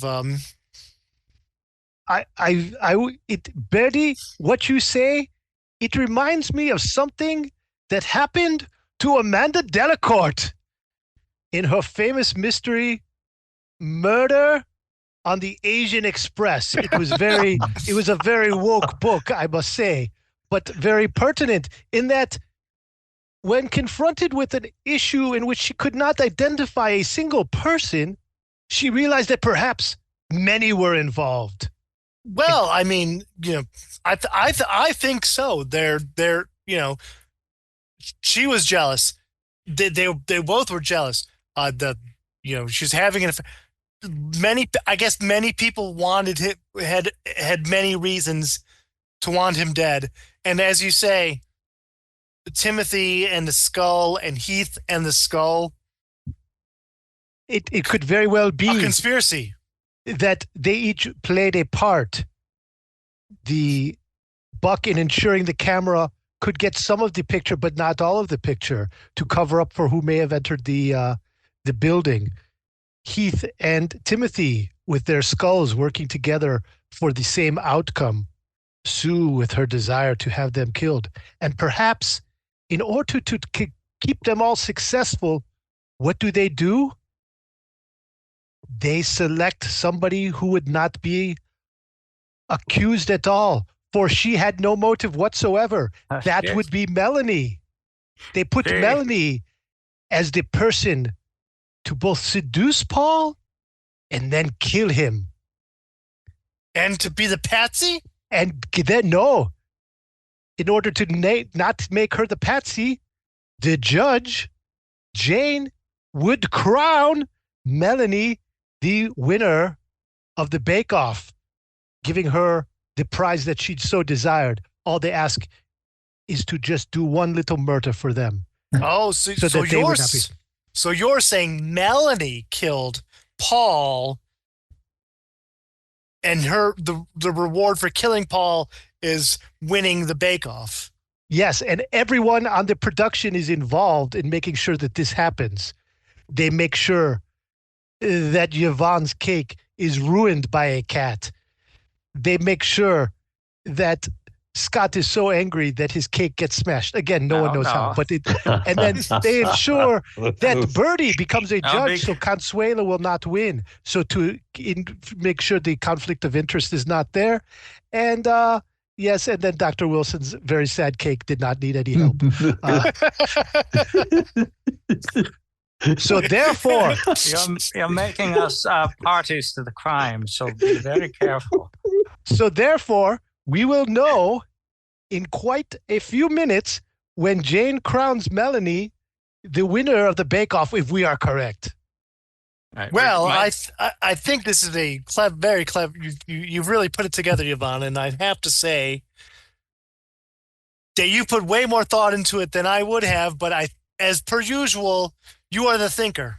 It is the little gray cells. They must keep active even at our age. So I'll ask the other mavens, but I'm with Yvonne. So what does Blanche think about this? Blanche has been just kind of listening intently. Does Blanche have any thoughts? Thinking about Bach. Yeah, she's keeping her eye on him.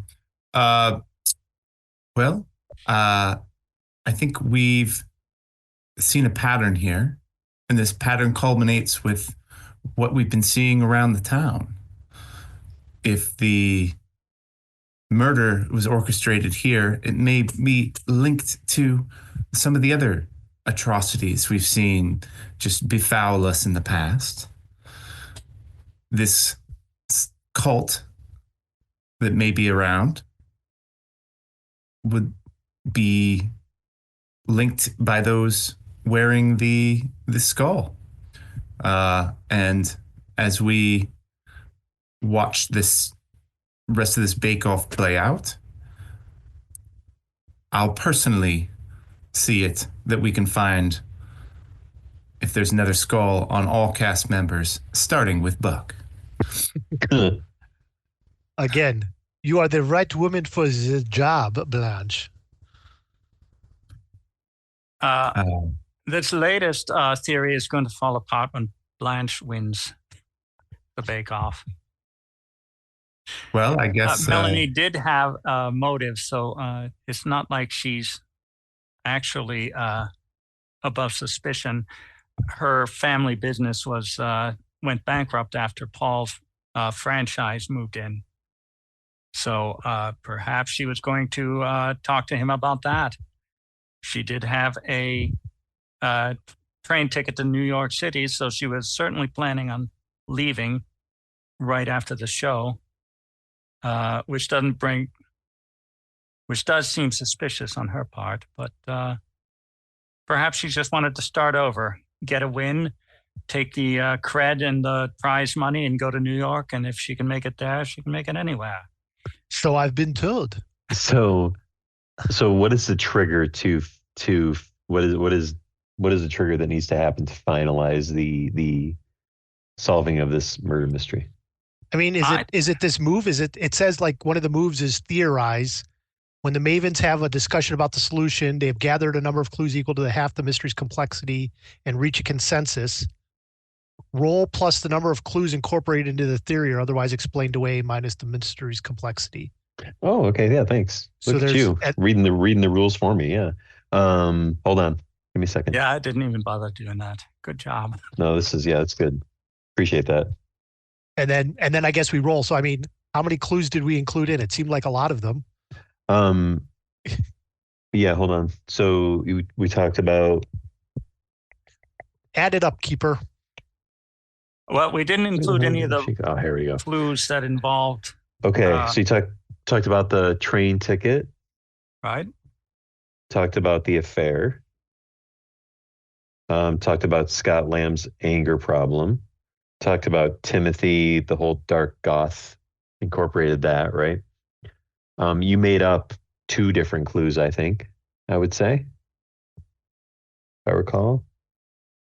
This the skull necklaces is definitely one of them. Yep. Didn't include the Bob's red herring, the murder weapon. We didn't include that. Why So was I'm that getting- there? Yeah, I'm getting 8, around 8-ish of So we roll and you. add 8, or wait? How Well, does I this? think that some of the ones that we did not include, including the threatening message on Phyllis's answering machine, and the fact that Consuela's stove was sabotaged and I explained- Esther was run off. I explained Consuela's stove as a minor thing that Scott probably did. Yes, that's all possible. Probably the B story. Yeah. I think the B So- story is that Scott was trying to sabotage others, but it looks like he may be a murderer, but in fact it was everybody else. So it sounds like the way we do this is clues minus the complexity added to whatever somebody's role is. Yeah, so someone needs to roll 2d6. Who's gonna roll? I say let Sean do it. He came up with the theory. I would, All right. I would say. But So Yvonne- I have bad rolling skills. Yvonne, roll Yes. 2d6. And- But you also have +2 in reason, so you're the best, I think. and amongst us. you know what we're adding to this. Yep. You know the complexity and everything. Yep. Whoops, that roll I- went Also, off. I just wrote in chat. They brought in Scott to be the patsy. Like That's why they brought him back. That's why Okay. they brought him back. That's why exactly. they brought him back. Right, Yes. because if they're going I- to pin it on somebody, I rolled a 9, not counting my +2 reason and everything. 11. Okay, so 11. So that's an 11 plus 8 in clues, which is a 19. 19 minus the complexity of the mystery puts you at a solid 12. All right. It says on a 12 plus, a mystery or a person involved in the dark conspiracy of Brindlewood Blay also reveals themselves to the Mavens. And a 10 plus is the correct solution. The keeper will present an opportunity to take down the culprit or otherwise save the day. All right. So then I tell say me, hang them all. in see, so this is how it's going to happen. So you call. So Yvonne, you call. We're- I'm ahead. going to wait until everything is on camera. Yeah, the final Right, judgment. but you call. So Oh. we're going to say Well, they're this. all in I the call same Sergeant- room. Do we call Captain Taggett? Well, yeah. Taggart. So that's what I'm saying. So so I have to. I'm presenting an opportunity for you. So my opportunity is that you call Captain Staggett and have him sort of staged, right? Yep. You sort of filled him in, and as he comes, he's like, "Hey there, Yvonne, you gonna do that thing you guys do where you do the whole big reveal thing, right? And like that's what I'm waiting for. Is that the thing?" Even better this time, we have it all on film. You guys, you ladies, you broads are twisted. If I not swear. film, videotape. I know this is a public access production, so maybe they did not splurge for the quite the cinephile that we Belgians are known for. But No, instead, but this is the the cheap finales. The finale's the one that they televise on the regular. yes. But Yeah, That's a and big deal. And if you want to know about Twisted, there are definitely some twisted things that will, that will be revealed soon enough. He said, well, Bertie, there's some plenty of twisted things I can think of that you and I could get into. Ugh, But you're so uncouth, Captain Staggett. Try this I think- cake, and then she feeds him some cake. he takes his he rings his finger around his tie. There's an already loose tie, not in the top button on his shirt, and he eats the cake. He's like, oh, that's some good. Did you make this? Wait, Of course is I that did. the microwave? Not the microwave cake? Yeah. Was that the translation? No, it's Blanche's cake. Oh, It's totally Blanche's cake. It has to be. Captain, So- just for you, Captain- Captain Staggett, just for you. So Buck goes, you okay, have everybody, places. All right, let's come back. And In 3, 2, 1. And then he starts filming, and Sue comes back out and says, okay, well, now it's time for the reveal. It's time for Jane to share with us who has won. Who has won the Great Brindlewood Bay Bake Off this year? Jane, if you will, the big reveal. And Jane's like, well, after much deliberation and consideration, and second thoughts and changing my mind, and not listening to a single thing that Bertie said the entire time, She didn't ask. I would say I am pleased to announce that Melanie has won the Great Brindlewood Bay Bake Off. And she just slow claps, and Sue's like, oh, this is wonderful. Oh, let me give you a hug. And she runs up and hugs Melanie, and then brings her over a trophy. Congrats, my dear. And Blanche also gives her a hug, and by doing so, does she feel this a pendant under her blouse? Why don't you, to reference something that Dr. Wilson had said earlier, why don't you roll sensitivity? Sensitivity. All right. Yes.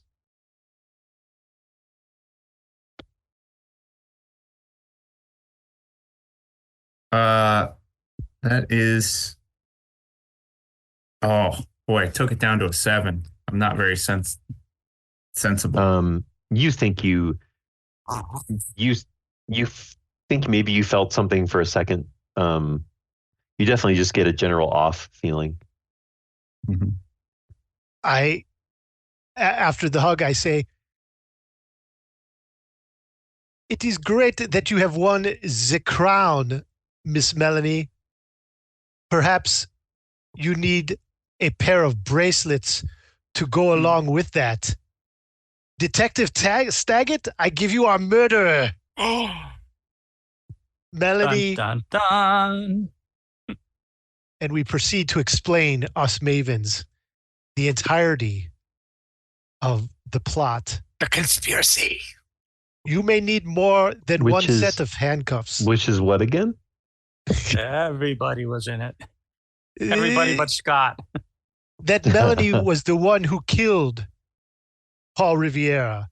But in Okay. fact, this entire production crew was involved. From the cameraman Buck to the producer Heath, host Sue and Timothy, and even, and perhaps especially, Judge Jane. Since you did a retcon looking for a pendant under Sue, I'd like to have Mr. Pumpkin Spice go to Jane's trailer and see if he can find another such pendant. Just one more link. I mean, since we've already decided and rolled a 12.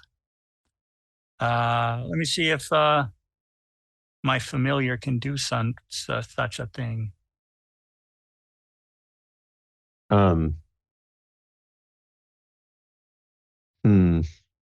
we can like leave it out, but I do have a familiar that can look for stuff. Yeah. But since we've already solved it, it doesn't matter. Yeah. I just thought it'd be neat. So Captain Staggett like snaps his fingers and calls in some officers, and they start arresting everybody. And Jane looks at you, Yvonne, and kind of scowls at you, and she's like, Have you ever been sued? Have you ever been slapped upside your face with a big fucking lawsuit like I'm about to do? Have you ever experienced that, my dear? I can tell you that I have, and it goes away easy with the right lawyers.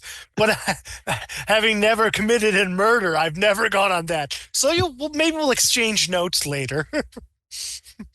And she's just muttering to Captain Staggett. It's like, you realize that this is just slander. It's just slander. That's all that's happening right now. This is it's typical. Typical of these old women that think they can just do as they please because they don't work anymore. They just think they can do whatever they want. We cannot do whatever we want, for we have never killed a person, even though we might want to, unlike Melanie and the rest of you, for very common base reasons. So so they get walked off. And you said everybody, right? Like even Buck and stuff? I said they were all involved to some extent. Okay. So the captain's like, yeah, we're gonna take we're gonna take them down. And he's talking to you in between bites of cake. he's like, yeah, we're gonna take them down to the station and ask them some questions, separate them, weaken them, the usual shit. And we'll get to the bottom of this. But ladies, thanks to all of you, and especially you, Miss Birdie, you you always deliver. Well, Captain Stagg, and I hope as after everybody's rights are read and statements are taken, maybe you'll tell me exactly what everybody says. Show you me for some coffee later. I think that will be nice. Let's do that. And he walks off. And I think all four of us need to have a scene where we laugh, and then it comes to a. No. Actually, yeah. So, no, this is cool. So, we all sit around Dr. Wilson's cake. We each take a spoonful. As although we never did think, like the conspiracy of the, like the cult conspiracy was never really figured out yet. So they're supposed to on a 12 or greater, they're supposed to reveal themselves. Yeah, I mean, I'm getting there. Okay, come on, get to the fireworks factory. Damn it! Man. Let's interrupt him some more. So yeah. Get there. So as you guys, as they're walked out, Staggett yells back, and he's like, hey, yeah, Smith, go get the last guy, huh? Go get him. And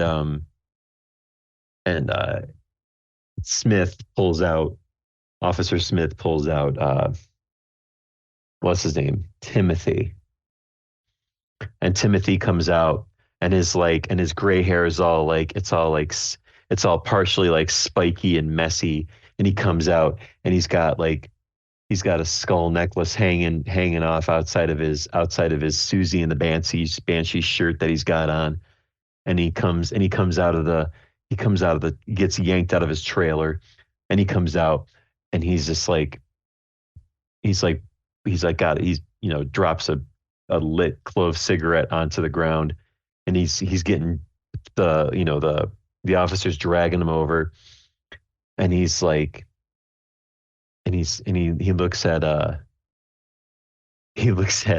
at you,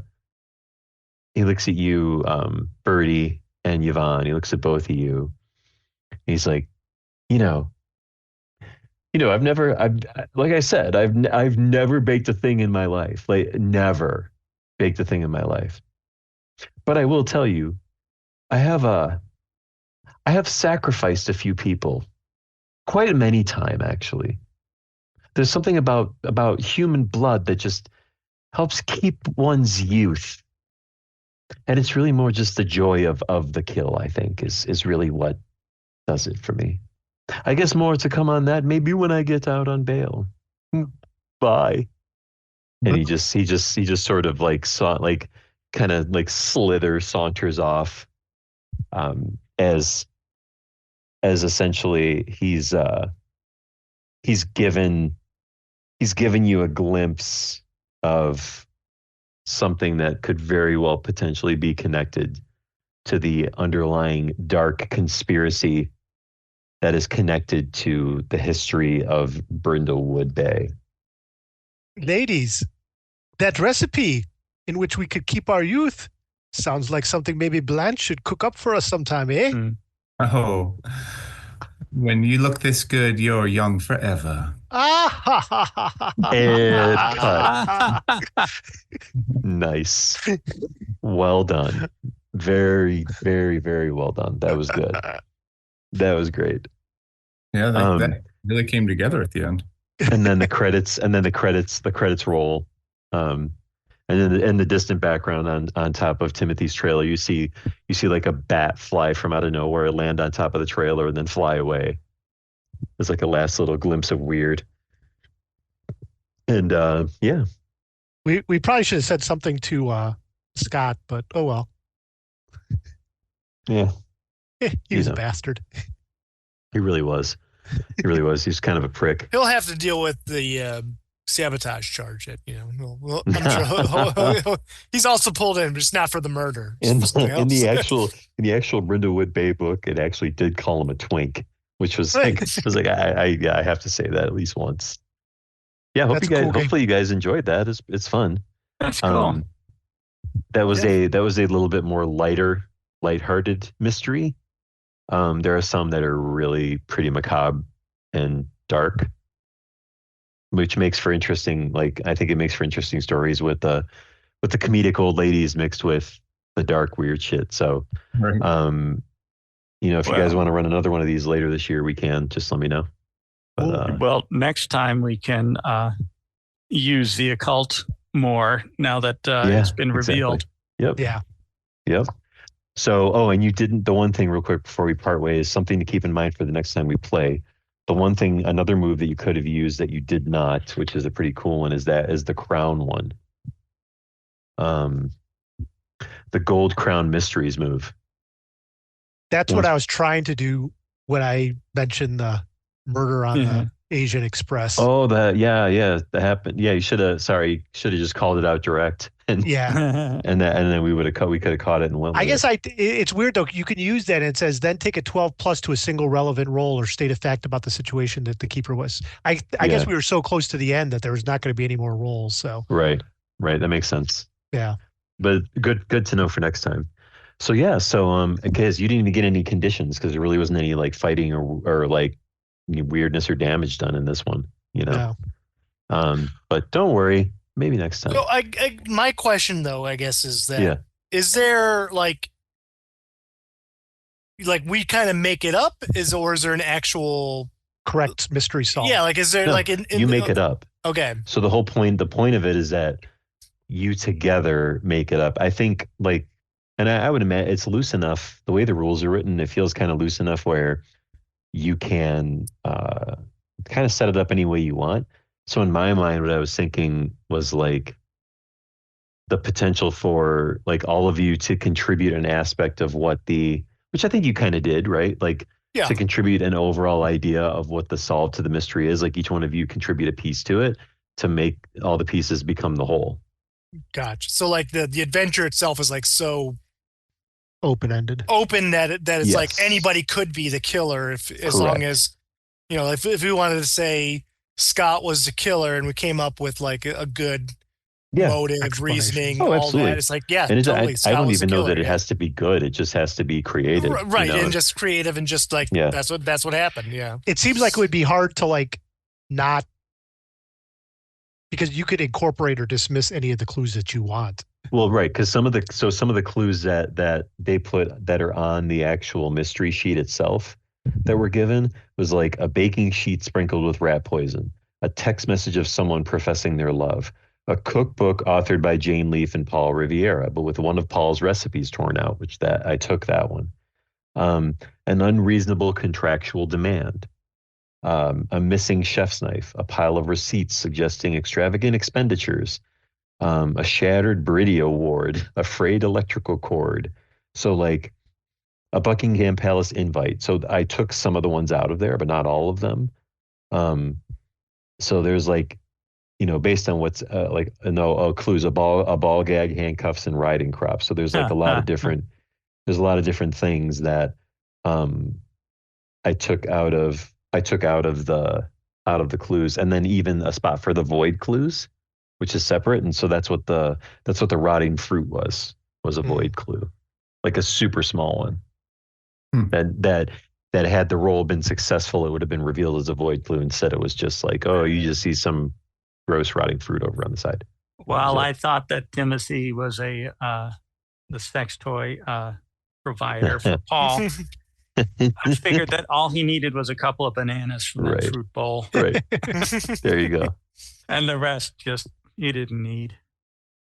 Yeah. So Cool. it's going to be we're back in Windshire next week, y'all. So get ready. Sounds good. Have a good D&D, night, everybody. baby. I got some work to do. Did we So level good. up? No, I already told you where you landed. You got to go back to the podcast and find that out. Back to the podcast. It's in there. Yeah, that's on you guys. Fair enough. All right, man. Cool. Good night. Well, yeah, have a good night, guys. Alex, See ya. See you bye. next week. Thanks, bro. Yeah. Bye. Holy cow! Who would have thought it would have ended up like that? What a great mystery. Turns out that Timothy had some connections to the dark conspiracy. Kudos to the murder mavens for seeing it through to the end. I bet Amanda Delacour would be proud of them. Thanks for listening. Next week, we return to Eberron Adventures with our students from Windshire University. Only now, the university has been attacked and the students have been recruited as the saviors of Eberron. I cannot wait to dive back in. Be sure to come back to Eberron with us next session. And as always, we'll see you next week. Hello, listeners. Have you been enjoying the Wednesday Night Crew and our real play sessions of Eberron Adventures, along with our special themed one-shots, and playing other RPG systems like Outgunned, Call of Cthulhu, Basin, and Alien the Role-Playing Game? Well, if so, then maybe you should head over to patreon.com and become a patron, just like our first 3 patrons, Sean, Andrew, and John. For just $3 a month, you get your name mentioned in the podcast credits. More tiers will be added as our podcast family grows. Why don't you head over to patreon.com/The Wednesday Night Crew and sign up. You can even sign up for free if you don't want to donate. We're just happy to have you. We hope to see you there. Thanks for being a dedicated listener, and as always, see you next week.